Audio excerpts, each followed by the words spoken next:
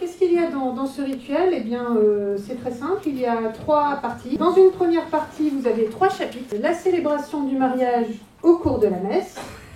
C'est la forme typique, mais pas la plus répandue. Aujourd'hui, je pense que pour autant que je patrouille dans les diocèses de France, allez, 95% à peu près des mariages sont sans Eucharistie. La proportion de mariages avec... Alors, sauf peut-être Paris et Versailles. Et encore, à voir. La forme encore la plus fréquente, chapitre 2, célébration du mariage en dehors de la messe. Oh, les Italiens et les Allemands disent la célébration du mariage au cours d'une liturgie de la parole. Ça évite de dire le sans la messe de manière négative, et puis de valoriser la liturgie de la parole qui précède le mariage. Et le 3e chapitre, la célébration du mariage entre une partie catholique et une partie catéchumène ou non chrétienne. Donc vous voyez, il y a un rituel spécifique pour ces situations-là. C'est un chapitre en augmentation, si je peux dire, dans l'utilisation, puisque je crois pour la région parisienne, je crois que c'est de l'ordre de un mariage sur 3, qui est un mariage qu'on appelle avec disparité de culte.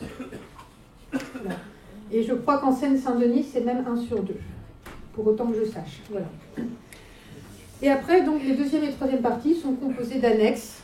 La 2e partie est des annexes pour la célébration elle-même, et puis la 3e partie des annexes pour avant et après.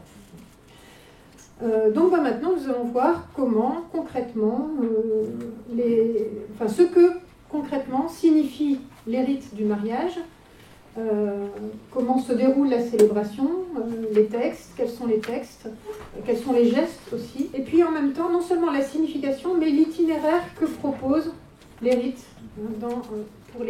pour les participants, pas seulement les mariés, mais il ne faut jamais oublier qu'un mariage, en principe, c'est communautaire, et donc il y a une assemblée, même si ce n'est pas une assemblée rituelle.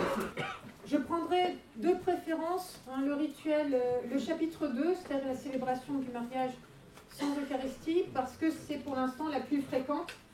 Puis alors pour le chapitre 3, il faudrait carrément faire dédier une autre conférence. Mais bon,